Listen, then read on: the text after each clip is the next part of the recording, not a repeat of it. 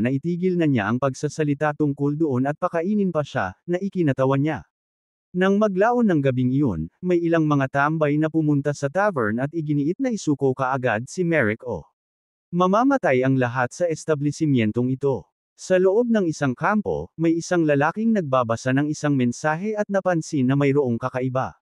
Bukod sa hiling na hulihin ang dalaga ng pamilyang Irem, na may pilak na buhok at gintong mata tulad ng lahat ng kanyang pamilya, ano ang problema sa pari na ito? Ang pagiging arch-enemy ng masasamang espiritu ay nangangahulugang siya ay si Pari Marak, tama ba? Bigla, ang isa sa kanyang mga tauhan na tinatawag siyang Sehita ay nagsabing narito na ang paring kanilang hinahanap. Ngunit wala ang babae mula sa pamilyang Irem. Nagtaka siya at tinanong kung nasaan na siya ngayon. Siguradong hindi nagsisimula ng away o anupaman, di ba? Bigla, may narinig silang away sa labas at may lalaking nagpupumilit na pakawalan siya. Lumabas si Sashida at nakita si Marak na may hawak sa leeg ang isa sa kanyang mga tauhan. Handa na ang mga iba pa gamit ang kanilang mga espada, ngunit inutusan ni Sehida na ibaba ang mga ito dahil hindi nila alam ang kanilang ginagawa. Nagatubili sila, kaya wala siyang magawa kundi sigawan sila at ipag-utos na gawin nila ang sinabi niya ngayon. Nagatubili sila, ngunit inurong nila ang kanilang mga sandata, na nagpag-isip kay Sodja na nagpapabe silang lahat noong binabrief niya sila tungkol sa kahilingan. Mga tanga talaga. Napakalaking problema nila ngayon at hindi ito nakakatawa. Lumapit siya kay Marne at matapos ang isang malalim na lunok ay mahinahong tinanong kung siya ba ang paring si Marak na maraming magagandang balita. Sinabi ni Marne na siya nga ang paring iyon at nakikiusap si Sodja na pakawalan ang bagay na hawak niya sa kamay ngayon dahil nagsisimula na itong magbula sa bibig. Ginawa ito ni Marak at sinabing nais niyang makipagkita sa kapitan ng mercenary corps na ito. Nag-atubili ng kaunti si Sehida na sumagot, ngunit ipinaliwanag na ang kapitan ng Red Bear Mercenary Corps ay nasa harapan niya at siya ang kausap niya sa buong oras na ito. Inanyayahan siya ni Sodja sa loob at inalok ng matapang na alak, ngunit tumanggi si Merrick dahil hindi siya mahilig uminom, pinahahalagahan niya ang kanyang kagandahang loob. Naiirita ito ni Sodja dahil inaasahan niyang luluwagan nito ang dila nito at magiging mas madali ang usapan. Wala na siyang magawa kundi talikuran ang ideyang iyon. Sinabi ni Marne na may narinig siya mula sa kasamahan niya na naghanap sa kanya kaninang umaga. Sinabi niyang nais niyang makipagkita sa kanila. Kaya, mali ba na isipin na ito ay tungkol sa away na nangyari kagabi? Ngumiti si Sodja at nag-isip kung ano ang gagawin ngayon, dumiretso ba o subukan muna ang mga tubig sa kanya ng kaunti pa sa pamamagitan ng pagpapahiwatig na ang kanilang target ay ang dalaga mula sa pamilyang Irem na may pilak na buhok at gintong mata dahil sila ay tinamaan ng isang malakas na mapa mula sa organisasyong tinatawag na L. Mahirap ang sitwasyong ito dahil ang paring ito ay may bali-balita na isang nakakatakot na individual at mukhang totoo ang mga balita. Ayaw niya ng anumang away sa kanya. Ngunit lahat ng ito ay kasalanan ng napakasamang bise-kapitan na si Pelguin. Bigla siyang dumating sa kampo na lasing at nalaman na dumaan ang pari na kung saan ay nakatutuwa para sa kanya.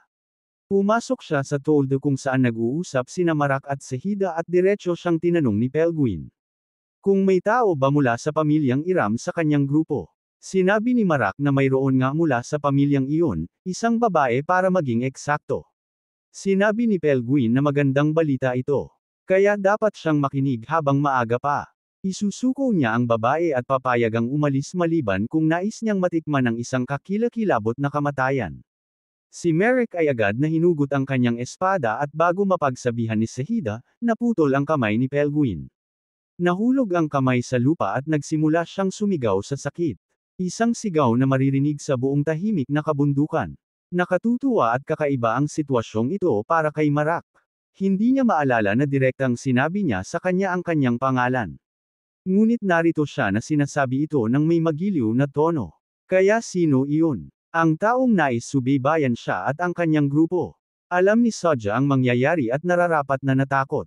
Sumigaw ang isang mercenary na naputol ang kamay ng kanilang bise-kapitan, kaya pupunta silang lahat sa barracks ni Sojid. At ipakita sa pari na hindi sila passovers. Sinalakay nila ang lahat, ngunit sa sandaling may tumapak sa loob ng toldang iyon, naputol ang kanilang ulo. Takot ang mga mercenary, ngunit pinagtibay nila ang kanilang loob at pinalibutan ang tolda. Tumingin si Sahida kay Pelguin, na ngayon ay ganap na nagsisisi, at nagmakaawa sa kanya ng tulong.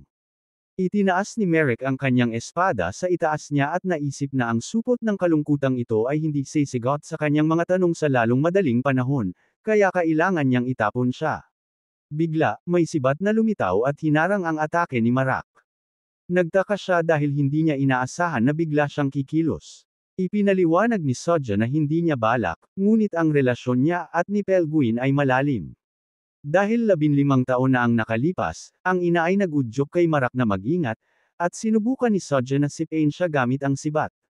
Pinuputol lang ni Merrick ang dulo nito nang magkaroon siya ng pagkakataon, na nagpagawa kay Sodja na hilahin ang tolda sa kanya bilang huling paraan, na nagalit kay Merrick. Nag-swing siya ng isang beses at tumakbo si Sodja ng napakabilis habang binabalaan ang iba na gawin din ito. Ngunit huli na ang lahat dahil ang kanilang mga ulo ay nagsisimulang mahulog ng paisa-isa mula sa isang swing lang. Ang mabilis ang reaction time ay nakikita ito at nagsisimulang tumakbo palayo dahil sa takot na maputol ang kanilang ulo. Dugo ay nagkalat sa lahat ng dako at kumuha si Sodja ng isa pang sibat. Habang sinusumpa ang araw na ito, inutusan ng ina si Marak na gumawa ng isang bagay, ngunit alam na niya it. Oh! Anuman ang mangyari, ay lalapit niya sa dulo ng kanyang patalim ang nag-utos sa kanila na subaybayan ang kanyang grupo. Itinapon ni Sahida ang sibat sa kanya ng buong lakas, ngunit hinarang lang ito ni Merrick gamit ang bangkay ng isa sa mga nahulog na mercenary. Ginamit niya ang espada para i-cut siya na parang mantikilya, ngunit nagawa ni Sahida na iwasan sa tamang oras at kumuha ng isa pang sibat. Nagsimula siyang lumaban kay Marak ng one-on-one at nag-clash ang kanilang mga sandata, na lumikha ng isang maliit na shockwave. Inutusan niya ang kanyang mga tauhan na kunin si Pelguin mula sa tolda at gamutin siya habang nakikipaglaban siya sa pari. Marami silang oras. Parehong lumipad ang kanilang mga sandata sa hangin at sinamantala ni Marak ang pagkakataong ito para mag-charge ng isang nakamamatay na suntok at sinaktan N. Ang diretso si Sahida sa braso, na nagpagpag ng nyebe sa paligid nila sa maraming direksyon. Tiningnan siya ni Marak at ngumiti dahil matagal na panahon na mula nang nakipaglaban siya sa isang taong kasing level niya. Ngipin ni Sahida at iniutos ang kanyang mga tauhan na magpaputok. Naisip ni Marne na mayroong isang archer sa buong panahon na ito at umatras mula sa labanan na parang isang arrow na tamaan ang isa sa kanyang mga kasukasuan. Napakahirap labanan. Parehong umupo sa katahimikan ng ilang sandali. At nang tumingin si Merrick sa paligid, napansin niya na walang kaluluwa sa paligid nila. Mag-isa lang sila sa sitwasyong ito. Nagtaka ang ina kung ano ang nangyayari at sumigaw si Sahida sa mga bastardo na naglakas loob na iwanan siya ng ganito. Tinanong siya ni Marne kung magpapatuloy ba siya sa pakikipaglaban dahil naiwan siya ng walang pag-iisip. Ibinaba ni Sahida ang kanyang sibat at sinabing sumusuko na siya. Sasabihin niya ang lahat. Hinihiling lang niya na huwag patayin ang kanyang buhay. Una inilibing nila ang patay at nang makarating sila kay Pelguin, sinabi ni Sahida na lagi niyang gustong bugbugin ang bastard na ito isang araw. Ngunit ngayon na wala na siya magpakailanman, kakaiba ang pakiramdam niya. Tinanong ni Merrick kung hindi ba siya galit sa kanya ngayon. At tinanong ni Sashida kung papatayin ba siya kung sasabihin niyang oo. Tinanong ni Merrick kung may magandang dahilan ba para panatilihing buhay ang isang taong napupuot sa kanya. At ngumiti si Sahida na nagsasabing tama nga siya. Hindi rin siya magaling sa mga salita. Kaya ito ay magiging mahirap para sa kanya. Ang trabaho ng isang mercenary ay pumatay at sa huli ay mamatay. Kaya may mga panahon na kailangan niyang makipagtulungan sa mga lalaking pumatay sa kanyang mga kasamahan kanina. Natural, hindi ibig sabihin noon na magkaibigan sila. Ngunit hindi rin siya tumakbo sa kanila na may hawak na palakol para ipaghiganti. Kaya hindi niya siya napupuot. Ang totoo ay medyo malungkot siya ngayon. Ang grupong ito ng mercenary ay nabigo rin, kaya wala talagang nawala na mahalaga. Tinanong ni Marne kung ano ang gagawin niya mula ngayon, at sinabi ni Sahida na hindi niya alam, 15 taon na mula nang siya ay ganap na mag-isa, kaya medyo nawala siya sa kung ano ang gagawin dahil ang alam lang niya ay kung paano lumaban. Malamang, makikipag-mercenary work na naman siya. Tiningnan ni Merrick ang sitwasyon ng kaunti at sinabing kung ganoon ang mga bagay bakit hindi niya nakikilala ang isang employer na nagbabayad ng maraming. Nagtaka si Sodja kung ano ang pinagsasabi niya dahil bigla itong lumabas. Nang maglaon ay medyo galit si Dekia at nagsimula lang magkamot ng ulo si Soja. Tinanong ni Merrick kung mayroong hindi nahugasan na dugo sa kanya o anuman ngunit sinabi niya na hindi ito dahil mahusay siyang naligo. Napansin ni Merrick ang kanyang tono at sumigaw ang ina sa kanya. Tinanong ni Merrick kung ganito ba siya kumilos dahil umalis siya nang walang sinasabi at sinabi niya na alam niya ng mabuti kung bakit pagkatapos ng malalim na pag-uusap kagabi ay tiyak na mas malalim na bono ang itinatag nila ngunit. Mukhang mali ang kanyang pagkakaintindi di ba sinabi niya sa kanya na kailangan niyang pag-usapan ang mga bagay sa kanya bago ang anumang mangyari ngunit mukhang hindi ito nabibilang para sa kanya dahil nang walang anumang talakayan ay umalis siya sa kanyang sariling pagpapasya tinanong siya kung kapatay na ba siya ng tao na ikinagulat niya sinabi niya na hindi at ipinaliwanag ni Mar na ito mismo ang dahilan kung bakit siya nag-isa. Akala niya kailangang maging hindi kompromiso tungkol sa sitwasyon dahil may mga away na humantong sa maraming pagkamatay doon. Sinabi ni Dekia na kahit papaano ay sinabi niya sa kanya dahil mahusay siyang nakatulog at halos kumain ng agahan ng hindi alam ang anuman. Naisip ni Merrick na nag-isa siya para magawa niya talaga iyon. Ngunit sinabi sa kanya na ipapaalam niya sa kanya mula ngayon anuman ang mangyari. Tinanggap niya ang paumanhin na ito at sinabing quits na sila ngayon. Bigla, dumaan sa pinto si Carmen at sinabing nagpunta si Marak upang makipag-ayos sa mga mercenary ng mag-isa, kaya dapat silang maghanda at tumulong. Iyon ay nang makita niya na ligtas at sound si Marak sa mesa. Kaya, medyo nahihiya siya ngayon. Kumaway sa kanya si Sahida at tinanong ni Carmen kung sino ito. Sinabi ni Marak na ito ay isang bagong mercenary lang na inupahan ng prinsesa, kaya dapat ipakilala ang bawat isa habang maaga pa. Sinabi ni Dekia na kahit na napagtitiwalaan niya ang taong ito, umaasa siyang walang masamang mangyayari sa pagitan nila. Sinabi ni Soja na walang masamang mangyayari. Ipinangako niya iyon at sinabi ni Carmen na masaya siya na may mas matatag na kasama. Ngunit ngayon ay pupunta siya sa village smithy dahil tumakbo siya rito habang pumipili ng arrowheads. Kaya kailangan niyang bumalik doon. Ang araw ay sumikat na. Kaya aalis na sila sa maagang umaga bukas. Walang masamang mangyayari sa oras na iyon, di ba? Sa isang lugar sa Eratico, may isang batang babae na nagsimulang magreklamo kung kailan sila darating. Kailan kaya iyon? Tinanong ng isang lalaki kung sigurado ba siyang pupunta sila rito o kahit papaano ay dumating sila ng mas mabilis bago siya. Abaliw sa lahat ng ito na hindi kinakailangang pag-ungol. Nasa lupa pa rin ang babae at napaka-impatient sa kanilang pagdating. Ang ibang babae ay nagbuntong hininga at sinabing darating na sila sa lalong madaling panahon dahil regular niyang sinuri ang kanilang lokasyon, kaya sigurado siya. Lumapit sa kanya ang babae at muling nagtanong, sigurado ba talaga siyang pupunta sila rito sa Eradico? Sinabi ng babae na sinabi na niya sa kanya ng maraming beses, kaya bakit ayaw niyang maniwala sa kanya? Ipinaliwanag niya na naniniwala siya sa kanya ng buong puso, ngunit kung hindi sila darating dito sa lalong madaling panahon, patay na siya sa kanya at malungkot niyang kailangang siya sa maliliit na piraso at pakainin sa mga aso. Nang maglaon, ang grupo ay dumating sa Eratico, na kung saan ay napakasaya ni Dekia. Ngayon, makakapag-shower na siya ng mainit, isang bagay na hindi niya nagawa sa loob ng mahabang panahon. May isang lalaking nakakita sa kanila at nagsimulang tumawag kay Merrick dahil nakita niya ang kanyang kasuotan. Pari. Tinanong niya kung siya ba ay isang pari at kumpirmado ni Merrick na siya nga ay isa. Mahigpit na hinawakan ng lalaki ang kanyang kamay at nagmakaawa sa kanya ng bawat hibla ng kanyang pagkatao na pumunta sa Trumpeter of Rest dahil hindi sila nakikinig kahit sa Panginoon sa puntong ito at sabi. Sa kanila na itigil ang pagtawag sa mga undead. Magbabayad siya para dito ng malaki. Sinabi ni Merrick na hindi niya iniisip na titigil lang sila dahil sinabi niya sa kanila dahil masyadong madali iyon. Sinabi ng lalaki na siya ay isang pari kaya dapat niyang subukang kausapin siya. Tumingnan ang bawat isa ni Carmen at Sahida na may mga dilat na mata. Ipinaliwanag ng lalaki na siya at ang kanyang mga kasamahan ay lahat sa kanilang mga limitasyon dahil ang mga undead ay naglalakad sa paligid tuwin. Gabi tulad ng mga ghoul at nagsisimula na silang maging masyadong natakot. Kaya, nakikiusap siya sa kanya kahit nakausapin siya at hilingin na itigil ang kabaliwan na ito. Pinag-isipan ni Merrick ang sitwasyong ito at sinabing gagawin niya, ngunit hindi siya dapat umasa ng masyadong maraming bago. Pinasalamatan siya ng lalaki ng maraming beses hanggang sa magawa ng kanyang baga at sinabi ni Marak sa kanyang grupo na tutulungan niya ang lalaking ito at makakasabay sa kanila makalipas ang ilang sandali. Kaya dapat silang pumunta at humanap ng matutuluyan. Sinabi ni Dakia na gagawin nila iyon.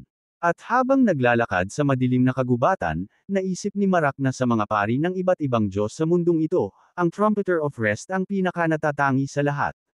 Para sa ibang Diyos, pumili sila ng isang pari na sumusunod sa kanila at binibigyan sila ng awtoridad at kapangyarihan. Ngunit para sa Trumpeter of Death and Rest, isang makasaysayang araw ng walang anumang dahilan, binibigyan nila ang isang random na tao ng awtoridad at ang kapangyarihan na kasam.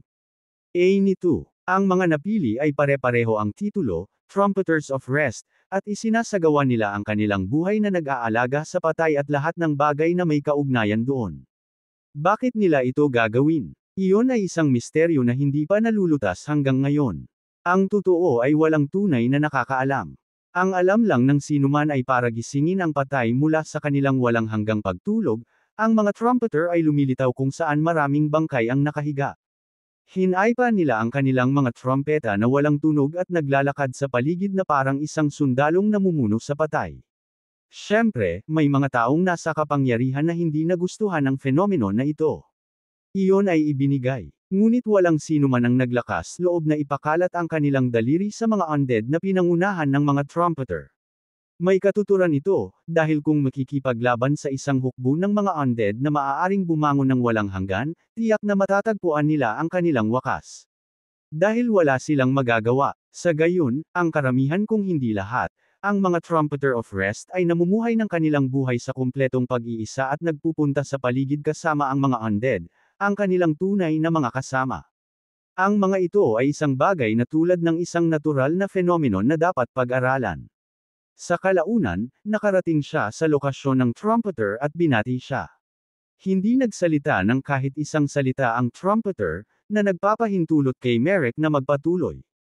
Sigurado siya na marami ang dumating at dumaan dito, ngunit wala siya sa posisyon na tanggihan ang pabor na ito. Pumunta lang siya para sabihin ang parehong mga bagay tulad ng maraming iba pa. Hindi ba niya iniisip na oras na para ibitin ang kanyang sombrero at iwanan ang lugar na ito para sa isa pa? Tulad ng maaaring alam na niya, para sa karamihan ng mga normal na tao, ang gumagalaw na undead ay isang bagay na napaka hindi kanais-nais at nakakamatay na masaksihan. O marahil, may isa pang dahilan sa likod ng kanyang nais na manatili dito. Karaniwan hindi sila nagtatagal sa isang lugar ng masyadong mahaba, bagaman, kaya iyon dapat. Tiningnan siya ng trumpeter at sinabi ang tatlong salita, mga sumasamba sa masamang espiritu. Sila ang magiging sanhi ng maraming pagkamatay. Itinuro niya sa likod ni Merrick at sinabing lahat ng ito ay mangyayari sa Eratiko. Tinanong ni Marak kung mayroon bang talagang mga sumasamba sa masamang espiritu sa bayang iyon, at tiningnan siya ng trumpeter. Sa kasamaang palad para sa kanya, nagsimula na ito. Isang malaking sinag ang lumabas mula sa kalangitan diretso sa bayan at sinabihan ng ina si Merrick na magmadali dahil wala na silang masyadong oras. Naisip niya na hindi ito magiging tulad ng Kelton kung saan namatay ang lahat. Hindi pupunta ang mga bagay kahit paano nila gusto. Ipinangako niya ito. Ang babae na sumasamba sa Diablo sa buong panahon na ito ay sumigaw na wala rito ang laruan na nais niyang paglaruan. Sinabi niya na narito siya ngunit wala siya. Sinabi ng babae na napatunayan niya na pumasok sa lungsod ang kanyang mga kasamahan, kaya kailangan lang niyang maghintay ng saglit dahil makikita nila siya sa lalong madaling panahon. Hiniling ng babae na mamatay na siya, ngunit hinimok siya ng lalaki na tumigil dahil sa palagay niya ay lumitaw lan. Siya. Lumingon ang babae at tinanong kung saan, at itinuro siya ng lalaki. Nakaupo si Merrick sa mga apoy at puno ng galit. Masayang-masaya ang babae na nahanap nila siya sa wakas at nagsimulang ngumisi si Merrick mula sa isang tainga hanggang sa kabila dahil hindi niya inaasahan na makilala ang mga bastardo na ito sa isang lugar na tulad nito. May napansin ang lalaki at hinimok siya ng ina na kumalma. Nagsindi si Merrick ng kanyang chainsword at hindi pinansin ang halos lahat ng pakiusap ng ina, isang bagay na hindi niya pa nagagawa noon. Naiisip niya na tama ito at kailangan niyang kumalma, ngunit hindi niya papansinin ang mga walang kwentang bagay na gaya nito ngayon. Tulad ng marahil alam na niya, ang gago at salamangkero sa harapan niya ay ang taong matagal nang pumatay sa kanyang tagapagligtas. Ito ay isang taong kailangan niyang paghigantihan anuman ang mangyari. Noong mga panahong iyon, nang wala siyang anuman maliban sa maraming hindi kinakailangang alalahanin, nabuhay siya araw-araw sa pagtatangkang kumita. At sa mga araw na hindi siya makapag-asam ng sapat na kita, kailangan niyang magutom kahit gaano siya kagutom. Sa isang ganoong araw, na karaniwan para sa kanya, at nang ang bagyo ay hindi karaniwang matindi para sa panahon, nakilala niya ang kanyang tagapagligtas na si Shantok. Isa siyang kakaibang tingnan na tao, dahil hindi siya gaanong nasa katanghaliang gulang, ni matanda man. Si Shantok ay napakadaling kausap, ngunit kung kinakailangan, napatunayan niyang maaari siyang maging seryoso sa mga bagay. Nang magising siya, wala siyang itanong sa kanya. Ang sinabi lang niya ay maaari siyang manatili hanggat kailangan niya hanggang sa siya ay ganap na gumaling at handa nang umalis. Isa siyang pari na sumasamba sa isa sa mga Diyos, ang Diyosa ng pagpreserba, at dagdag pa, isang tagapag-alaga ng libon. Gan na namuhay sa labas ng kalapit na bayan. Isang masalimuot na araw, habang tinutulungan siya sa kanyang mga tungkulin sa pag-aalaga ng libingan, naging curious siya at tinanong kung bakit siya iniligtas.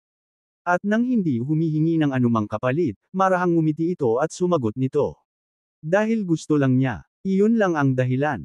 Ang mainit na ngiting iyon na puno ng kapatawaran at pagmamahal ay may espesyal na lugar sa kanyang puso. Hanggang ngayon, si Shantok ay isang kayamanan na lalaki dahil palagi siyang tumutulong nang hindi humihingi ng anumang kapalit. Palagi niyang sinasabi na hindi dapat kailanman kailangan ng isang dahilan upang tulungan ang iba. At pagkatapos noon, nais niyang maging katulad niya, mabait.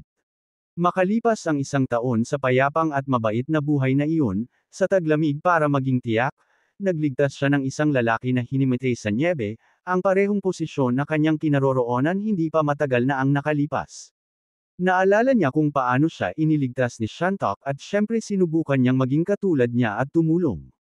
Ngunit doon niya nagawa ang isang pagkakamali na hanggang ngayon ay pumapanglaw sa kanya dahil hindi niya dapat iniligtas ang nakakadiring salamangkero. Matapos tanggapin ang kanilang pinakamabait na tulong, ang salamangkero ay ganap ng gumaling. At may masamang ngiti sa kanyang mukha, ipinagtapat niya sa harapan niya na siya ay isang sumasamba sa masasamang espiritu. Pagkatapos nito, sa pamamagitan ng simpleng mahika, pinunit niya ito sa mga piraso habang nakangiti pa rin. Nang muli siyang magising ng hindi inaasahan, ang kamay na itinago niya dahil sa curiosity ay sa paanuman ay nakatakas sa kanyang inventaryo at nagsimulang maglabas ng berdeng enerhiya habang marahang hinahaplos ang kanyang pisngi. Pagkatapos nito, natural, pumunta siya upang suriin ang loob ng bahay at kailangang harapin ang malubhang kahihinatnan ng kanyang hanggal na mga aksyon. Ang natagpuan niya sa loob ay ang bangkay ng kanyang pinakamalapit na kaibigan na si Shantok, na pinatay ang malupit ng gago at salamangkero. Nagsindi si Merrick ng kanyang espada, na ngayon ay napapalibutan ng nagngangalit na apoy, na kumakatawan sa kanyang panloob na galit. Sa wakas naalala ng salamangkero siya pagkatapos mag-isip ng matagal. Siya ang tagapag-alaga ng libingan na malupit niyang pinatay dahil lang sa naiinip siya. Gayunpaman, sigurado siya na namatay siya noon dahil pinatay niya siya ng isang spell ng medyo madali.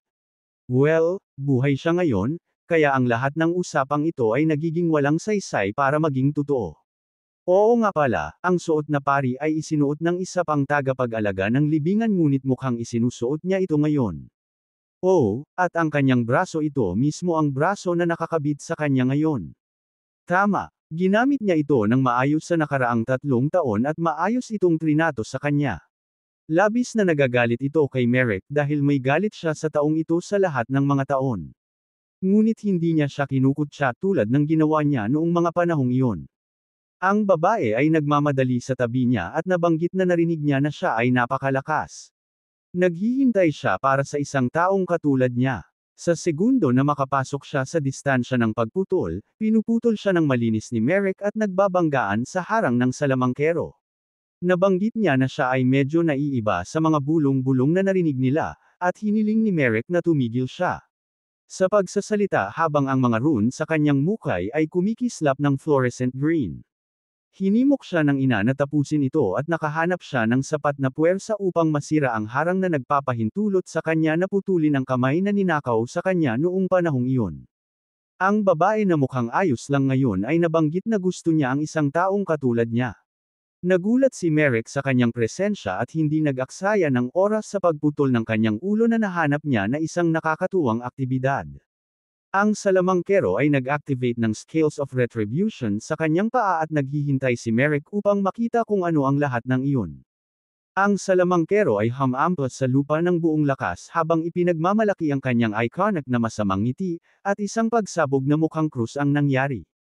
Itinulak nito kahit ang babae sa likuran niya pabalik, at lumikha ito ng isang malaking ulap ng usok na dekuryente. Pagkatapos, si Merrick ay tila nahit ng atake na ito dahil nakahandusay siya sa lupa. Ipinaliwanag ng salamangkero na ang banal na kapangyarihan na maaari niyang maramdaman mula sa Khan. Iya ay hindi mula sa Diyosa na sinasamba ng isa pang tagapag-alaga ng libingan, ang Diyosa ng pagpreserba. Gayunpaman, gumagana ng maayos ang pagpapala sa suot na pari. Kaya, dapat na naging mananampalataya rin siya ng isang masamang espiritu tulad niya. Nakatingin si Merrick sa kanya nang may mga matang nag-aapoy sa galit at sinabihan siyang manahimik. Ngunit nagpapatunay ito sa mage na ito nga ang kanyang naging anyo, ang mismong bagay na kanyang isinumpang paksain. Isang araw, tinawag ni Merrick ang dambuhalang halimaw at muling sinabihan itong manahimik. Nakakatuwa para sa mage ang kanyang kapangyarihan, ngunit, dahil nawawala na naman ang kanyang kaliwang braso, maaari siyang kumuha ng isa sa kanila. Iyon ay magiging perpekto. Sinubukan ng halimaw na siyang suntukin at isang malaking berdeng pagsabog ang naganap sa pinagbagsakan, ngunit nangiwi si Marks ng harangan lang ng mage ang atake at ngumisi ngayong parang isang bastardo. Dahan-daang tumayo si Marak at ipinangako sa kanyang sarili at kay Shantok na ngayong gabi ay papatayin niya ang mage na nagngangalang Rivrel, anuman ang gawin. Sa ibang dako naman ng bayan, inaasikaso ng grupo ni Marak ang mga taong naging zombie na ngayon ay naghahangad ng laman. Tinanong ni Deikia si Soje tungkol sa zombie at kung patay na ito o hindi. Kumpirmado ni Soje na hindi pa patay ang bagay na ito. At sinabihan sila ni Carmen na magmadali sila papunta sa kastilyo dahil iyon na marahil ang tanging lugar kung saan sila makakapagkubli. Nag-alala si Deikia at tinanong siya tungkol kay Merrick, baka nahuli rin siya sa lahat ng kaguluhang ito. Ipinaliwanag ni Sahida na hindi ganoon kadaling mamatay si Merrick dahil lang sa ganito. Kaya, kailangan nilang unahin ang kanilang mga sarili ngayon at humanap ng paraan upang makalabas sa lalong adaling panahon. Sa huli, sa kabila ng mga apoy, mga guho at mga bangkay na nakakalat na saan man sa puntong ito. Nakarating sila sa kastilyo ng Panginoon. Napansin ni Carmen na walang sira ang kastilyo. Kaya, hindi kasalanan ng Panginoon kung bakit naging ganito ang lahat, nagkazin. Dinakma ni Soja ang kanilang atensyon, lalo na si Deikia, at sinabihan siya na anuman ang mangyari, kahit na may paraan upang maibalik sa normal ang mga taong ito sa ngayon, kailangan nilang patayin ang mga ito. May isang sumugod at sinaksak ni Sahida ng diretso sa dibdib, agarang namatay ito at malamang na walang sakit. Kung nais nilang makatakas sa bitag na lungsod na ito, kailangan nilang patuloy na pumatay at pumatay. Kahit na magbalik sa normal ang mga taong ito kapag ginawa nila ito, kung gusto niya talagang mabuhay at makita muli si Merrick, kailangan niyang ituring ito na parang nagsasaksak lang siya ng karne at hindi mga tao. Isang karamihan ng zombie ang sumugod sa kanilang kinaroroonan dahil narinig ang kaguluhan at sinabi ni Soja na siya ang mangguna, ngunit hindi dapat silang matinag sa likuran. Biglang ngumiti si Deikia at hinugot ang kanyang patalim, pinurol ang unang zombie na sumugod. Natutuwa si Carmen na pinalakas ni Sahida ang kanyang loob. At sa gayon, nagtungo silang lahat sa mga pintuan ng kastilyo. Gayunpaman, habang nakikipaglaban, may napansin si Sahida. Isang kakaibang halimaw at isang lilang liwanag sa gitna ng hindi mabilang na mga zombie na paparating sa kanila. Nakita rin niya si Marak pagkatapos kumalat ang alikabok at nagtaka kung siya nga iyon. May tumalbog na batang babae sa likod ni Riverkel at sinabing nakakatuwang panuurin ito at nagtaka hanggang saan ang kakayahan ng lalaking ito. Talagang gusto niyang malaman. Nagmungkahi ang babae na mag-usap na lang sila dahil pare-pareho naman silang mga mananamba ng masasamang espiritu. Ngunit tinanggihan ng batang babae ang ideyang ito dahil matagal na niyang inaasam na makilala ang lalaking ito. Kaya ngayon, ayokong mawala ang lahat ng aksyon. Walang partikular na reaksyon si Merrick at sinabihan ang halimaw na atakihin. At sa isang malakas na suntok at isang malakas na ungol, nabasag niya ang barrier ni Riverkill ng maliliit na piraso. Nagbigay daan ito kay Merrick para sumugod at pareho silang handang makipaglaban sa kani-kanilang paraan. Parang isang sayaw, sabay silang umiiwas at sumusugod. Pagkatapos ng ilang oras, tinuyayan ni Riverkill si Merrick dahil puro paghagis lang ng espada at paggamit ng kanyang mga kamao ang ginawa nito. Wala na ba siyang ibang armas? May sinabi si Ina kay Merrick at sinabihan siya ni Riverkill na kumalma dahil hindi pa ito matatapos sa iniisip niya. Biglang may sibat na lumitaw, at dumiretso sa ulo ni River. Hindi niya ito napansin at tumama, tinanggal ng tuluyan ang kanyang ulo. Lumaki ang mga mata ni Marak nang mawala ang kanyang obsesyon at nakilala rin niya ang sibat. Tumingin siya sa direksyon kung saan ito ipinukol at nakita niya si Sehita na nagpukol ng sibat. Tumanginan sila bago sinugod ni zombie si Soja, kaya kailangan niyang tumakas palayo. Walang imak na nakatayo si Marks. May nabasa siya dati na ang totoong paghihiganti ay feudal. Ngunit kahit na ganito, hindi niya inasahang magiging ganito, napakawalang saysay at walang laman. Natural, hindi siya umaasak ng isang dramatikong bagay na may malaking pagtatapos. Ngunit ayaw din niyang maging biglaan at malungkot ang pagtatapos. Sa lahat ng ito, inialok niya kay Ina ang bangkay. Ngunit biglang lumakas ang katawan ni Riverkill sa banal na kapangyarihan. Nagpakilala ito kay Merrick na kahit paano ay buhay pa rin siya kahit na natanggal ang kanyang ulo. Kaya pinainit niya ang kanyang espada at agad na kinuha ang kanang braso bago ang lahat. Sumigaw ang babae na napakalubha na ng sitwasyon nila. Ito ang dahilan kung bakit sinabi niya na dapat ay naresolbo nila ito sa pamamagitan ng mga salita sa halip na ng kanilang mga kamao. Tuwang-tuwa ang batang babae dahil napakasaya nito para sa kanya at hiniling kay Mar na gawin ulit iyong pagpapahiwa bago hinayla siya palayo ng babae. Sinabihan niya itong manahimik na dahil kapag nasa ganung kalagayan si Riverkill, hindi niya meba ang kaibigan sa kaaway. Kaya sobrang delikado siya. Nang marinig ito ni Merrick, sinabihan niya ang halimaw na itapon siya sa dalawang iyon. Pagkatapos, maaari na itong bumalik sa kanyang dominyo. Sumunod ang halimaw at pinulot siya. Hiniling ng batang babae na pakawalan siya dahil seryoso siyang papatayin niya kung hindi. Hiniling ng babae na manahimik na lang siya dahil sobrang ingay niya nang walang dahilan. Biglang, may dumaan sa kanila at lumapag sa harap nila na nagpulala ng pag-aalala ng babae. Tiningnan niya kung ano ito at kumpirmado niya na si Merrick nga ito na nagtanong kung ano ang mangyayari ngayong nasa ganito na silang sitwasyon. May lumabas na batang babae mula sa likod ng babae at sinabing siya ang magsasabi sa kanya.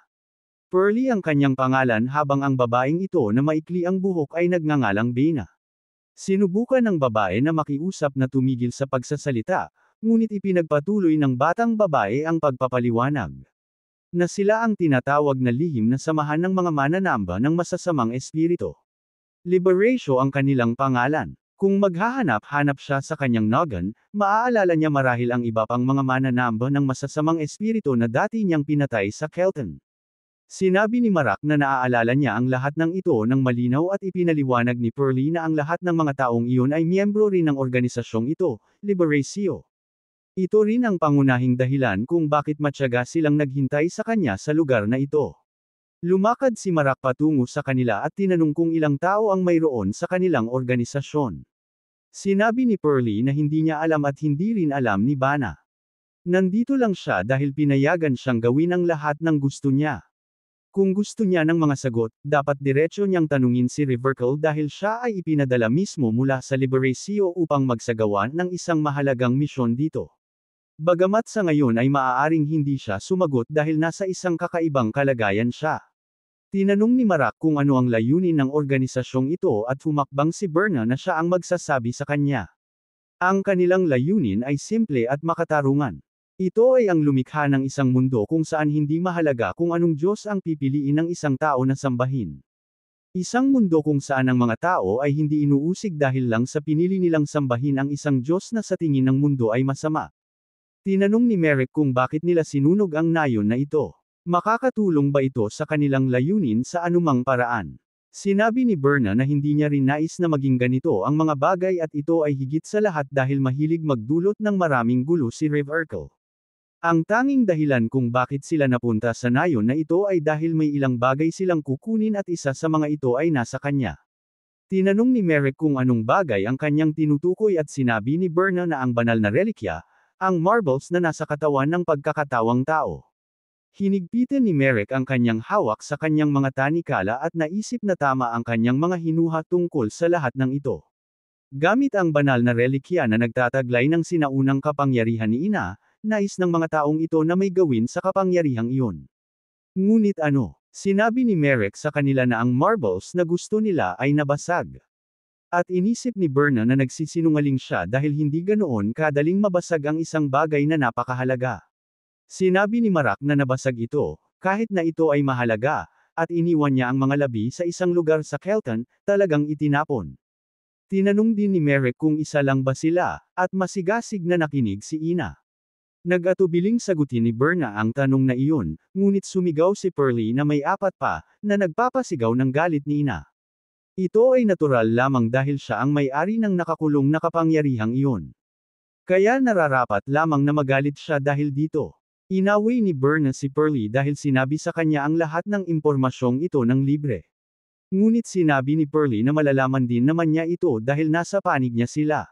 Diyos, maaari ba siyang maging mumurahin o ano? Ngumiti si Mark sa ideya na may apat pa sila at may gusto siyang itanong. Sino ang nagtulak sa lahat ng mamamayan dito sa kabaliwan? Agad na sinabi ni Play na hindi siya ang gumawa dahil hindi niya alam kung paano gawin ang isang bagay na iyon at sinubukan ni Berna na awayin siya daang sa madaling paraan ay sinabi sa kanya ang lahat ng ito ngunit hindi siya nakatakas nan. Putuli ni Merrick ang kanyang ulo ng walang pagsisisi. Nagulat si Pearlie at pinugutan din siya ni Merrick ng ulo ngunit mukhang hindi siya naapektuhan at sinabing magkikita sila sa hinaharap. Inialok ni Merrick ang mga bangkay kay Ina ngunit ang bangkay lang ni Bara ang nilamon dahil si Pearlie ay teal. Buhay pa rin. Gayunpaman, ngayong naalis na ang sanhi ng lahat ng ito, naging kaaya-aya ang katahimikan ng nayon na ito. Biglang tinawag siya ni Carmen dahil ang lahat ng naging zombie ay biglang nagkabagsakan sa lupa. Ito kaya ay kanyang ginawa. Kumpirmado ni Marne na oo nga, at tinanong ni Sahida kung nakatulong ba ang kanyang sibat. Ipinaliwanag ni Marne na mas nakatulong ito kaysa sa inaasahan niya, dahil na-overwhelmed din siya sa lawak ng naitulong nito. Sinabi ni Sash Aida na natutuwa siyang nakatulong siya ng malaki at umaasa si Marak na hindi niya nakita ang dambuhalang halimaw ng katiwalian na tumutulong sa kanya. Sinabi niya sa lahat na kailangan nilang magpatuloy dahil may isang malaking bagay na madyay gising sa lalong madaling panahon.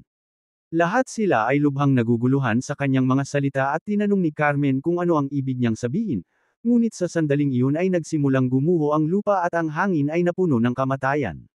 Isang amalgamasyon ng bawat bangkay sa paligid ay bumangon at nais lamang ang isang bagay, ang pumatay. Tumingin ng mas malapit si Merrick dito at pumanglaw ang kanyang ekspresyon dahil ang nilalang na ito ay ganap na gawa sa mga bangkay. Nabanggit ni Merrick na ito ang tinutukoy niya nang sabihin niyang may darating na malaking bagay at naisip na si Riverkel ay may lubhang nakakainis na hilig. Kahit pagkatapos ng kanyang pagkamatay, tinipon niya ang lahat ng mga bangkay sa nayong ito at nagtaglay ng nakakadiring at medyo kahabag-haba. Na anyong ito. Ito ay isang kapangyarihan na bagay sa isang pangit na tao na tulad niya. Sumang-ayon ang ina sa kanyang palagay at sinabi ni Marak kay Dekia na alam niyang malungkot siya na kailangan niyang magpadugo ng kanyang mga kamay ng ganito ngunit aaliwin niya siya kapag tapos na. Sila dito. Kaya sa ngayon kailangan niyang maging matatag. Ngumiti si Dekia at tinanong kung paano niya siya aaliwin. Sinabi ni Merrick na iisipin niya iyon dahil una, upang mailigtas ang mga natitirang tao, kailangan nilang patigilan ang oras. Tinanong ni Carmen kung may darating na tutulong sa kanila kung papatigilan nila ang oras at pinatunayan ni Mar na oo, sigurado siya na may isang tao na darating.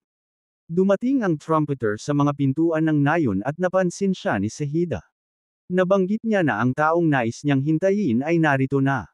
Hinay pa ng trumpeter ang kanyang tambuli at ang mga patay na multo na narinig ito dito ay kumilos at lahat sila ay nagmamadali sa halimaw na binubuo ng mga katawan. Dahan-dahan ngunit sigurado, umakyat silang lahat at kinain ang kanyang laman. Walang magawa ang halimaw upang gumanti at yumangal lamang. Tiningnan ng apat ang site na ito at nabanggit ni Dekia na tila ang taong nag-alaga sa mga patay na multo ay paparating sa kanilang direksyon. Nabanggit ni Merrick na ginagawa lang niya iyon at huminto ang trumpeter nang nasa saklaw na ng pagsasalita. Tinanong niya sa pagitan ng apat, nais niya ang pinakanakaaaliw sa grupo na kunin ang sibat na hawak niya at itusok ang puso ng halimaw dito. Pinulot ni Marak ang sibat mula sa trumpeter at tinanong kung mayroon din siyang tayback. Tiningnan niya si Merrick ng tahimik at sa ilang sandali ay ibinigay sa kanya ang isang tayback na may parehong estilo ng sibat.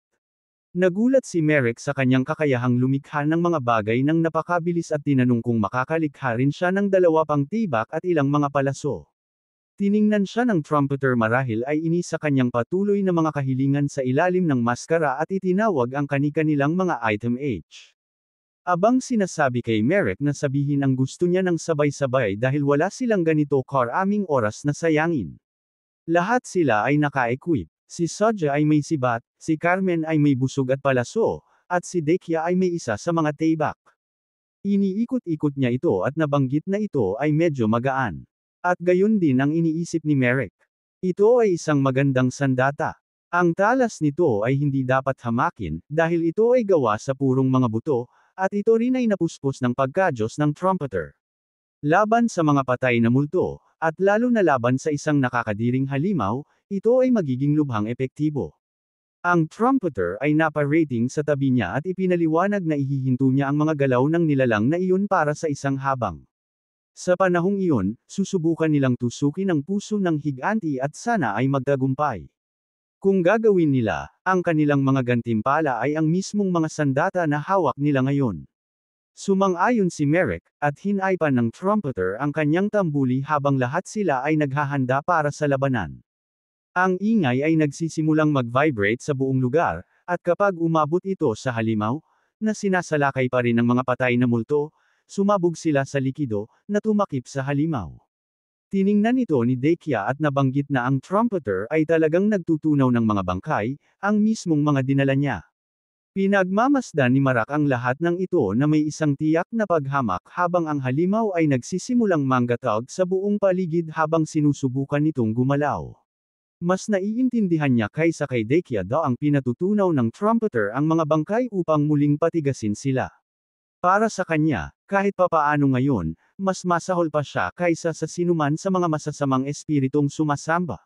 Sinabi sa kanila ng trumpeter na hawakan lamang niya ang mga katawan na ngayon ay ipinakita sa pamamahinga. Sasabihin sa kanila ng mga sandata kung saan naninirahan ang puso, kaya dapat tumakbo sila at tapusin ito ng mas mabilis hanggat maaari.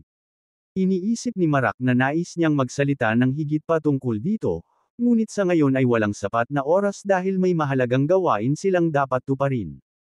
Tumakbo silang lahat patungo dito, lalo na si Merrick na naisip na kung ipagpapaliban nila ang sitwasyong ito ng mas matagal, magiging masama ang mga bagay. Sinubukan ng halimaw na suntukin sila ngunit hindi tinamaan dahil natigil ito sa lugar, na nagpapabilis kay Dekia. Iyon ay nang ang mga bangkay mula sa halimaw ay sinubukang bumaba sa kanya na nagpapasakit sa kanya, ngunit nandoon si Carmen upang tulungan siya at nilinis niya ang bawat bangkay na lumalapit. Ginagawa nitong kumpiyansa siya at sumigaw na siya ay magtatrabaho kasama si Carmen upang ibagsak ang Holly. Mula sa ibaba, sumang-ayon si Marak at sinabi kay Sehida na nasa tabi niya na tusukin ang puso kung kaya niya habang ginagawa niya iyon ay ililibang niya ang ulo. Sumang-ayon si Sehida at kaya pareho silang pumunta sa iba't ibang lugar. Sinubukan ng halimaw na pigilan sila ng hindi mabilang na mga katawan na naipon nito, ngunit hindi sila nagtataglay ng isang kandila sa kanilang mga kasanayan. Gayunpaman, may isang dahilan kung bakit partikular na pinuntirya ni Merrick ang ulo. Sinabi sa kanya ng ina na may isang tipak ng pagkadyos sa gitna ng ulo. At bilang isang malinaw na bonus, ang tipak ng pagkadyos na iyon ay nakadikit sa ulo ng lalaking nag-alis ng isa sa kanyang pinakamamahal na mga kaibigan, ang nakakadiring salamangkero, si Rev Urkel. Malapit nang magtrabaho si Sodja sa pagsubok na hanapin ang puso at labanan ni Marak ang nakakadiring bastardo sa huling pagkakataon. Sinuong niya ang isang atake ng tayback ng buong lakas at hinawi ang ulo sa lahat ng dako, na naiwan lamang ang isang mata, na inalagaan din ni Merrick ng madali. Winawasak niya ang bawat natirang piraso at maaari na niyang sabihin na ipinaghiganti niya ang kanyang kaibigan tulad ng nararapat sa pamamagitan ng lubos na pagwasak kay Riverkill. Kalaunan, natagpuan ni Sodja ang puso, tinusok ito, na nagpapagana kaagad sa halimaw. Napansin ni Dakia na hindi mabilang na mga katawan ang nagsisimulang bumagsak mula sa langit habang ang halimaw ay dahan-daang nahihiwalay at kalaunan ay sumabog ito sa isang pool na berdeng sangkap at ang bagay mula sa mga katawan ay bumagsak sa lupa. Pinagmamasdan ni Marak mula sa ibaba habang hawak niya ang orb na naglalaman ng pagka-Diyos. Sa pamamagitan nito ay nagtagumpay siya at ang alaala ng kanyang kaibigan ay ngayon ay kaaya-aya. Si Dakia at Carmen ay naparating sa tabi niya at tinanong kung nasaktan siya sa anumang paraan. Si Merrick naman ay nagtanong kung nasaan si Sahida na agad din dumating habang hinahangaan ang sibat na hawak niya. Dumating ang trumpeter sa kanilang lokasyon at sinabi kay Marak na sumama sa kanya ngunit siya lamang, wala nang iba. Habang naglalakad sila sa paligid patungo sa isa pa, mas maselang lugar, nagtaka si Merrick kung bakit niya nais makipag-usap sa kanya lamang. Nalaman kaya niya na kinuha niya ang marmol o ang katotohanan na siya ay isang masamang espiritong sumasamba. Biglang, huminto sa paglakad ang trumpeter at sinabihan ni Ina si Merrick na maghanda. Iyon ay nang sabihin sa kanya ng trumpeter na darating na. At nararamdaman din ito ni Merrick. Ang presensyang ito, alam niya ng eksakto kung ano ito. Ito ay tunay na napakalaki, at ito ay ng isang mas mataas na nilalang na lampas sa kung ano ang maaaring isipin ng sangkatauhan. Isang bahagi ng Diyos ay bumaba sa kanilang mortal na eroplano. Dumating ang trumpeter ng kamatayan at pahinga at tiningnan si Merrick bago ituro siya at nagsabi ng isang salita, kabisera. Sa gayon, umalis siya, na nagpapabagal sa trumpeter sa kanyang mga pandama habang ang pagmamay-ari ay namatay. Nagulat si Marne na nawala siya pagkatapos lamang magsalita ng isang salita. Nakatayo si Marne sa itaas ng trumpeter at tinanong kung may sasabihin siya. Tiningnan ng trumpeter at sinabi sa kanya na hindi niya maaaring malaman at hindi talaga ninanais. Ito ay nagpapangiti kay Merrick at inalok niya ito ng isang tumutulong na kamay habang nabanggit na dapat silang bumalik. Habang ginagawa nila ito, tinanong ni Merrick kung posible para sa kanya na maglinis sa paligid ng lugar na ito dahil ang mga patay na multo na kanyang iniuutos ay talagang magiging kapakipakinabang. Sa una, sinabi sa kanya ng trumpeter na ang pagtulong sa mga buhay ay hindi isa sa kanyang mga isinam. Pangtungkulin. Ngunit siya ay nahit sa isang kakaibang pakiramdam, ang parehong nadama niya nang siya ay inookupahan. Tinanong niya kung ano ang maaari niyang tulong at ipinaliwanag ni Mar na kailangan lang niyang hanapin ang mga nakaligtas at ilipat sila sa mga matatag na gusali.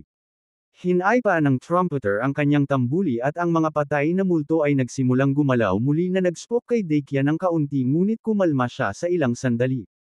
Hiniling din ni Merrick sa trumpeter na ilipat ang anumang kapakipakinabang na mga kalakal sa mga gusali din dahil magpapasalamat si A para doon. Kung naiwan sila ng ganito ay magtatapos lamang sila masunog o ninakaw kaya dapat gawin nila ang kanilang makakaya upang mapanatili ang mga ito.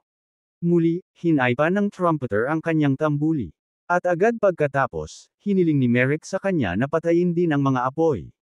Ngayon, kahit na ang kakaibang kalmado trumpeter ay isang maliit na galit sa kanya na hindi humihiling ng lahat ng ito ng sabay-sabay. Kalaunan, ang lahat ng trabaho ay tapos na. At habang naghahanda ang trumpeter na umalis, ibinigay ni Merrick sa kanya ang kanang braso ng isang masamang espiritong sumasamba. Tiningnan ito ng trumpeter sa loob ng ilang magandang segundo bago umalis kasama ang patay sa malayo. Nabanggit ni Dakia na hindi niya kailanman mahuhulaan na ang isang trumpeter ay tutulong sa kanila dahil sila ay matinding mga recluses at nabanggit ni Merrick na siya ay isang napakabait at mabait na tao. Sinabi niya na malamang na hiniling din niya sa kanya ng tulong at pinatunayan ni Merrick na ginawa niya ngunit hindi niya inaasahan na talagang gagawin ito. Hinawakan ni Dakia ang kanyang kamay at pinasalamatan siya daw ang kanyang ginawa ay talagang nakatulong. Ang ina ay sumisigaw na ngayon pumatay na kung saan upang maging patas ay naiintindihan. Mamaya ng gabing iyon, habang nananatili sa isang inn, ang ina ay lilito sa kanyang buong anyo habang sinusubukang alisin ang pagkadyos mula sa orb, ngunit siya ay lubhang nahihirapan. Nagtataka si Marak sa nangyari at nagtaka kung ano ang nais sabihin ng trumpeter sa pagturo sa kanya at pagsasabi ng kabisera. Ibig niyang sabihin marahil na may isang banal na relikya na matatagpuan sa kabisera. Gayunpaman, kung iyon ang kaso, ibig sabihin nito ay alam niyang siya ay isang pari ng katiwalian, na maaaring mapanganib. Tinanong niya ang ina kung kilala niya ang Diyos na nakilala nila kanina, ang may kakaibang hitsura, ngunit sinabi niya sa kanya na wala siyang alam tungkol sa kanya. Ginagawa nitong iniisip ni Merrick na ang sinabi ng trumpeter tungkol sa kanya na hindi nais na malaman ang kanyang tinanong ay nangangahulugan na ang kanyang pagkakakilanlan ay hindi dapat ibunyag bilang isang Diyos ay hindi lamang magsisimulang magsalita tungkol sa isang bagay na tulad nito sa ibang mga tao. Ngunit bakit nga ba niya ito kinontak ng ganito?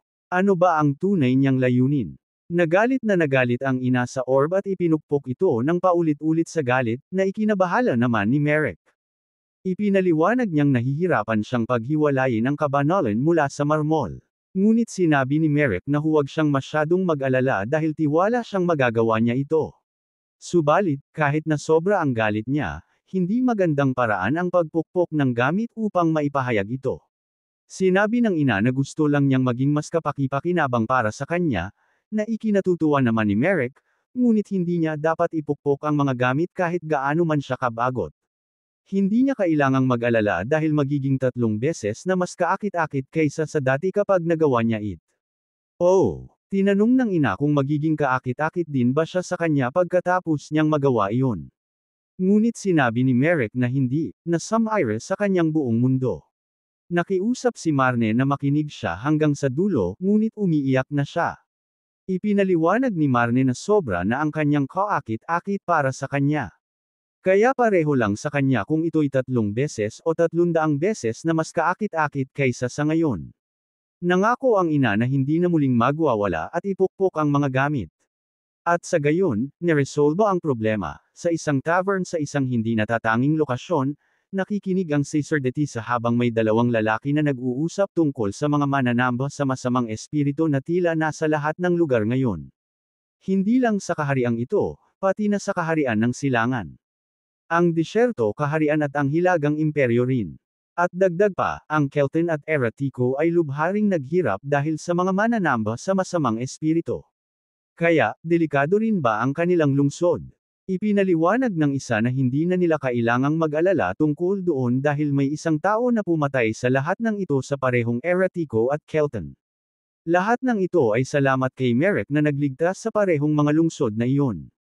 Binigyan nila ng papuri si Merrick at ang kanyang mga tagumpay habang pinakinggan ng sacerdotisa ang lahat ng impormasyong ito at nakitang ito ay medyo kawili-wili.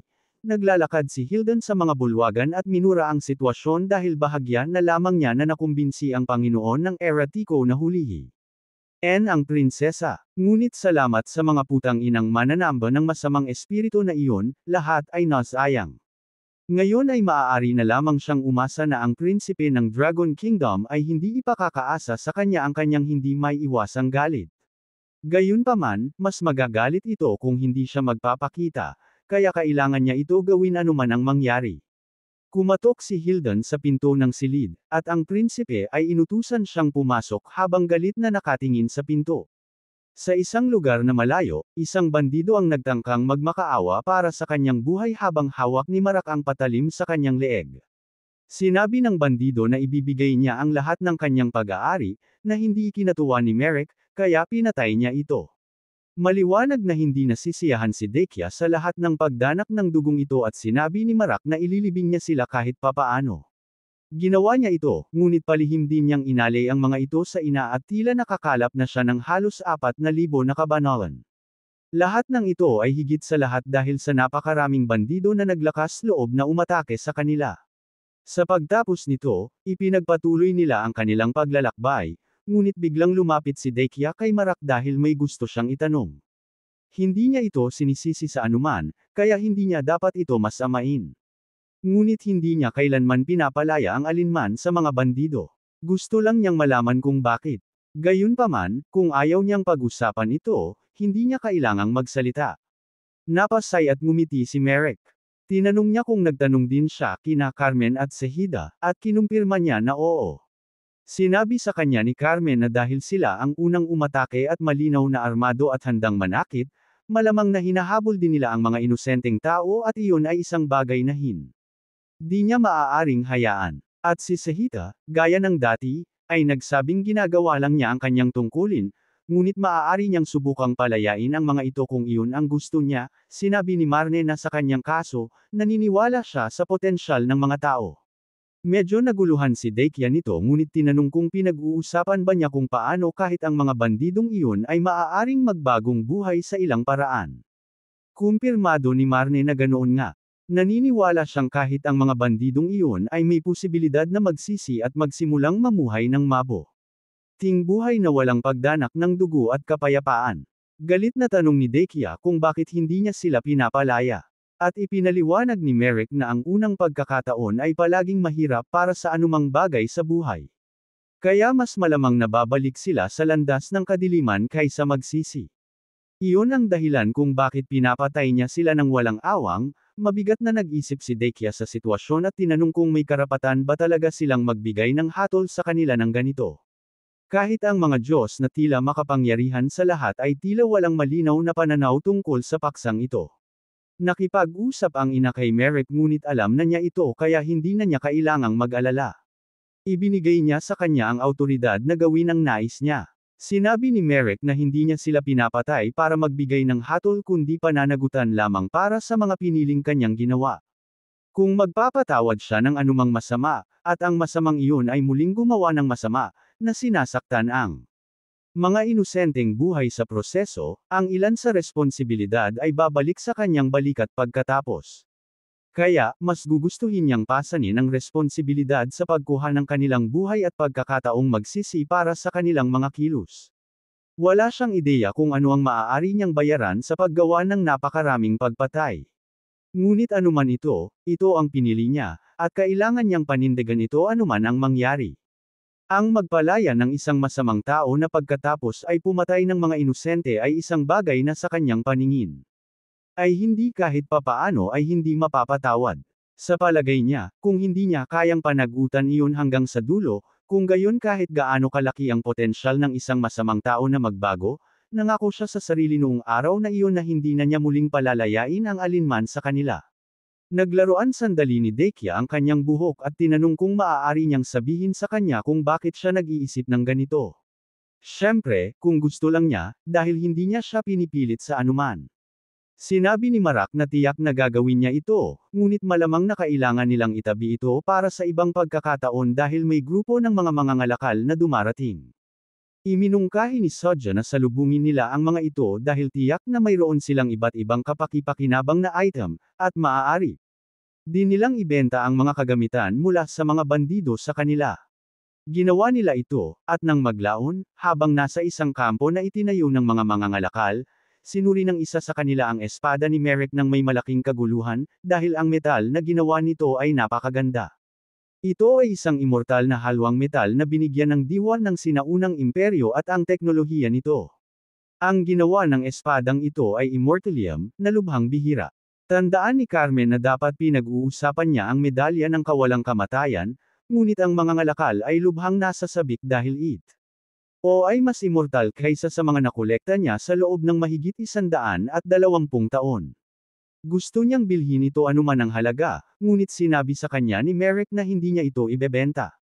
Lubos na naiintindihan ng mga ngalakal ito, at sinabi ni Carmen na dapat may iba siyang dahilan para anyayahan silang mana. Tili dito, ipinaliwanag ng mga ngalakal na nais niyang upahan sila bilang kanyang mga gwardya hanggang sa makarating silang lahat sa kabisera ng Hilagang Kaharian. Nabanggit nila na dumaan sila sa Era Tico na halos tuluyang nawasak. Kaya't siya na may suot ng mga banal na kasuotan ay dapat na si G6 Demon Slayer, ang arch-nemesis ng mga masasamang espiritu mismo, si Marne. Nahihiya siya sa lahat ng papuring ito at ipinaliwanag ng mga ngalakal na kung tatanggapin nila ang trabahong ito, lahat sila ay gagantimpalaan ng Diyos at nangangako ng mas mahusay na pagtrato kaysa sa ibang mga mercenary na kanilang inupahan. Humingi si Carmen ng kaunting oras upang pag-usapan ito sa kanilang sarili at binigyan sila ng mga ngalakal ng oras na iyon ngunit inaasam ang kanilang pagtanggap sa alok. Nang gabing iyon, habang nagmamasahe si Merrick sa ina, napansin niya na dahil tinanggap nila ang trabahong ito na malaki ang bayad at lahat, dapat silang maghanap ng magandang lugar na taytirhan kapag may pera na sila. Bigla, may mga hiyawan na narinig mula sa labas dahil dumaragsa ang hindi mabilang na malalaking paniki sa kanilang kampo.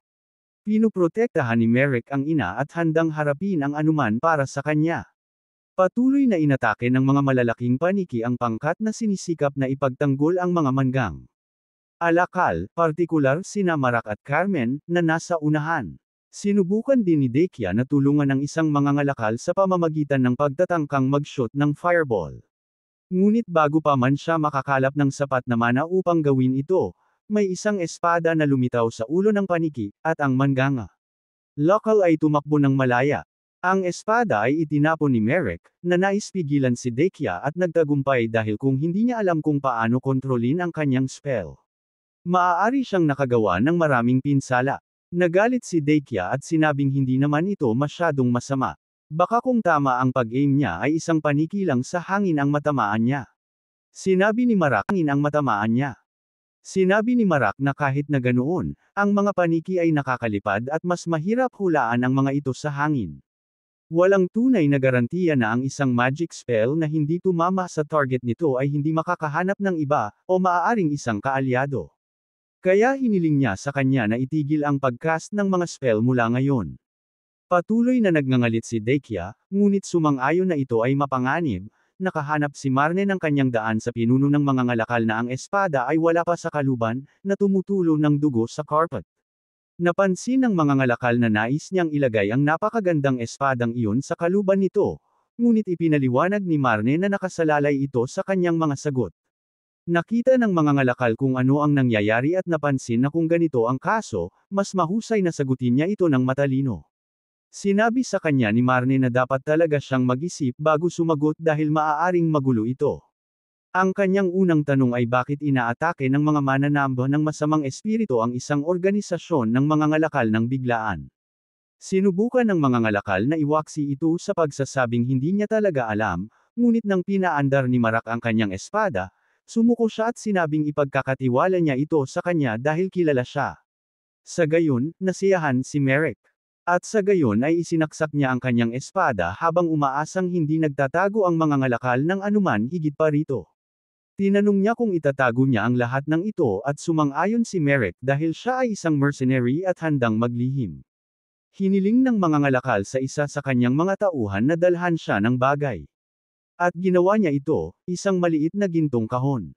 Ipinaliwanag ng mga ngalakal na sinimula ng mga mananamba ng masamang espiritu ang kanilang mga pag-atake matapos maipasa sa kanila ang isang partikular na item, ito Ismo. Hiniling sa kanila na dalhin ang item na ito ng diretsyo sa kabisera.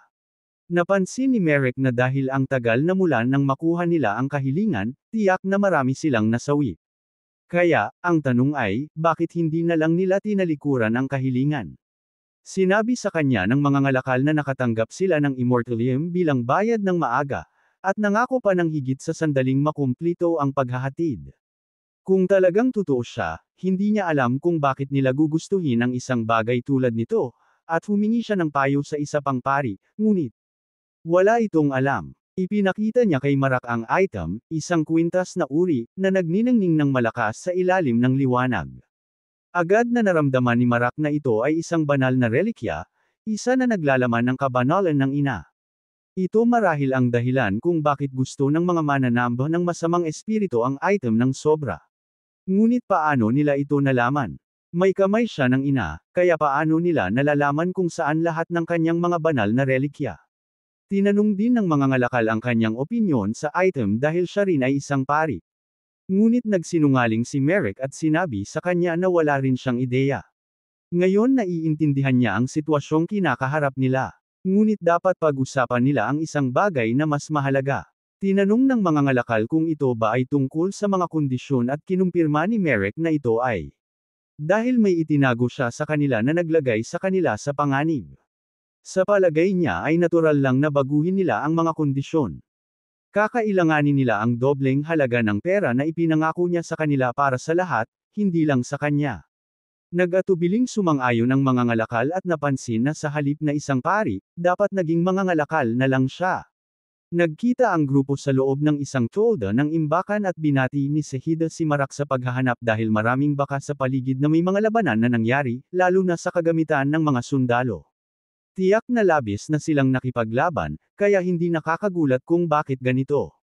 Sinabi ni Dakia na dapat sinabi niya ito sa kanilang lahat, ngunit ipinaliwanag ni Sodja na ang mga mangangalakal ang pumiling itago ito sa kanilang mga tainga, at dahil pareho lang naman ang direksyon na pupuntahan, mahuhuli pa rin sila sa ambush kahit na tinanggihan nila ang alok. Sinabi ni Carmen na bilang karagdagan sa lahat ng ito, ang kanilang pinakamapagbigay na pari ay nauna at madaling dinobol ang kanilang perang gantimpala.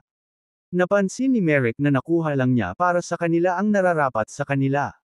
At sa gayon, ang lahat ay pumunta sa kani-kanilang mga tolda dahil marami pa silang lalakbayin. Matapos maligo, naglakad-lakad si Merrick sa gabi, at iminungkahi ng ina na nakawin nila ang relikya. Ngayon, napansin niya na magiging kakilakilabot kung mahuli siya sa paggawa nito, ngunit pinalitan siya ng kumpiyansa ng ina, na nagsasabing hanggat walang mga saksi, hindi ito krimen. Hindi ito nagbibigay ng labis na kumpiyansa kay Merrick, na nagpaliwanag na dapat nilang pigilan ang paggawa ng mga bagay ng ganitong uri hanggang sa malaman nila kung ano ang kaya ng tusong mga ngalakal na iyon. Kahit papaano alam na niya na ang metal ay hindi nabubulok, kaya hayaan na lang nila na kunin ng mga mananamba ng masamang espiritu ang item. At sa proseso ng magiliw na pagkuha nito, nakuha na lang nila ang kabanalan sa loob at ibabalik ito na parang walang nangyari. Hindi inakala ng ina ang ganito at sinabi sa kanya na siya ay lubhang matalino. Sinubukan ni Merrick na makipag-usap pa sa kanya, ngunit doon na sumigaw ang isa sa mga kawal na may isa pang ambas, na ikinagalit ni Merrick dahil kay akal inis lang niya. Isang malaking nilalang na may dalawang paa at demonyong mga sungay ang sumugod at agarang inis-ikaso ang mga kawal na wala namang nagawa simula pa lang. Dumiretso ito kay Merrick, na nakilala ang nilalang bilang isang carpal. Kaya't naghanda siya ng isang malawak na atake, at inilagay ang lahat ng kanyang lakas sa likod nito. Nang lumapit ng sapat ang nilalang, pinalabas niya ito. Ngunit nagulat siya, sapagkat ang hayop ay may napakatigas na mga sungay at naiblock nito ang kanyang espada. Patuloy na nagpunyagi si Merrick, at sa huli ay naputol niya ang sungay at pugutan ito. Matapos yun, may iba pang kumata sa kanyang pansin dahil may kumikislap na pink na enerhiya mula sa isang palumpong. May tumalon mula rito at agad na sinalakay siya.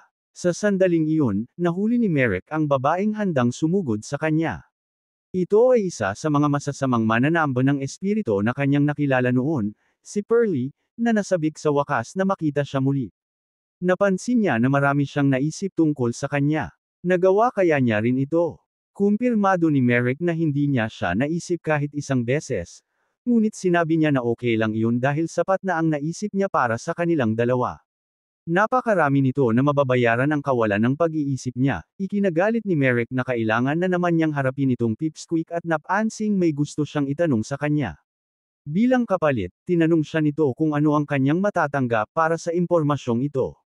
Patuloy na inis-ikaso ni Merrick ang mga hayop na umaatake sa kanila, at lumabas na rin ang grupo upang tumulong, na nagpadali ng lubusan kay Merrick. Natanong ni Carmen na may isang hayop na nagtangkang tumakas, at inalok ni Merrick na siya ang bahala rito. Kaya tumakbo siya para rito, ngunit mabilis ang hayop, at mukhang hindi niya maaabot sa karaniwang paraan. Pinili niyang ihagis ang kabilang espada dito at nataman nito, agad na namatay ang hayop. Matapos yun, naglakad siya papunta sa kinaroroonan ni Pearly, na galit dahil nahuli siya. Ngunit ngayong nandito na siya, igagrant na ba niya ang kanyang mga hiling? Hindi alam ni Marak kung ano ang pinagsasabi nito at napansing una munang sasagutin nito ang kanyang mga tanong. Sumang-ayon ito at tinanong ni Merrick kung ilan ang masasamang mananamba ng espiritu na bahagi ng ambas na ito. Nagbilang si Pearly at napagdesisyonan na may 3, hindi kasama siya, syempre. Gayunpaman, medyo naiinis siya sa kanila dahil parang hindi siya nandoon sa pagtrato nila, na kung iisipin ay napakasama. Iniisip ni Marak na sinasabi lang nito ng libre ang lahat ng impormasyong ito sa kaaway. Kaya, kung kakampi siya, hindi rin siya papansinin. Sumang-ayon siya na masama nga sila at tinanong din kung bakit nila inaatake ang grupo ng mga ngalakal, bagamat alam na niya. Sinabi nito na dahil iyon sa kwintas na hawak ng pinuno ng mga ngalakal, na nagtulak kay Merrick na tanungin kung paano niya nalalaman ang tungkol sa item na iyon. Sinabi nito na wala siyang ideya, ngunit alam niya na ang taong humiling sa mga ngalakal na kunin ang kwintas ay miyembro din ng Liber. Aisho, ang samahan ng mga masasamang mananamba ng espiritu na sinabi niya noong unang pagkikita nila. Nakapagtataka iyon para kay Marak dahil parang may panloob na hidwaan ang Liberatio. Kung ganoon, ngunit bakit? Napansin ni Pearlie na hindi ito kasing sama ng iniisip niya. Maliit na away lang iyon, hindi dapat seryosohin. Tinanong ni Merrick kung ano ang sanhi nito, ngunit hindi na maalala ni Pearlie, kahit na sinabihan siya kung bakit. Nagtaka si Marak kung nasa anumang panig ba siya, ngunit ipinaliwanag nito na neutral siya at gumagawa lang ng mga bagay kapag binigyan siya ng pera o mga materyales. Tinanong ni Marne kung bakit niya kailangan ng mga materyales, at napansin ni Pearlie na para iyon sa kanyang mga manika, dahil siya ay isang pari na sumasamba sa Great Shaking Stream. Inisip iyon ni Merrick at napagdesisyonan na ang bagay sa harapan niya ngayon at ang bagay na nakilala niya noong nakaraan ay parehong mga manika. Naalala rin ni Pearlie na sabihan siyang mag-ingat daw ang mga lalaking kasama niya ay may plano ng isan. Bagay nang wala siya, syempre. Umupo sa katahimikan ng matagal-tagal si Marak at sa wakas ay tinanong kung bakit siya napakabait sa kanya. Labis na nagulat si Pearlie na talagang tinanong niya iyon at napansin na ibang-iba iyon sa mga tanong niya. Tiningnan lang siya ni Merrick at pagkatapos ay tumalikod na at sinabing hindi na siya interesado. Ikinapaupo nito sa lupa si Pearlie sa galit dahil gusto niyang itanong niya iyon dapat. Hindi ba niya gustong malaman? Napansin ni Merrick na dapat lang sabihin sa kanya kung ano ang gusto niyang hilingin sa kanya ngayon habang nandito pa siya. Ngunit tumanggi ito at sinabing gagawin niya iyon sa susunod na magkita sila. Ngumiti si Mar at napansin na kung ganoon, paalam muna ito sa ngayon. Pinugutan niya ang ulo ng manika at nagpaalam din sa kanya si Pearlie habang lumilipad ang ulo ng manika. Sa dakong huli, nakarating si Merrick sa kampo at sa pagpasok niya sa kanyang tolda, pinigil siya ni Daikia. Tinanong niya kung ano ang gusto nito dahil dapat magpahinga ito habang maaga pa dahil hindi nila alam kung kailan muling aatake ang mga masasamang mananamba ng espiritu. Sinabi ni Daikia na gagawin niya, ngunit gusto lang niyang itanong kung saan siya pumunta dahil hindi niya siya nakita na bumalik. Kasama ang iba, ipinaliwanag ni Merrick na hinabol niya ang huling carpal at naramdaman ang presensya ng isang masamang mananamba ng espiritu habang nandoon siya.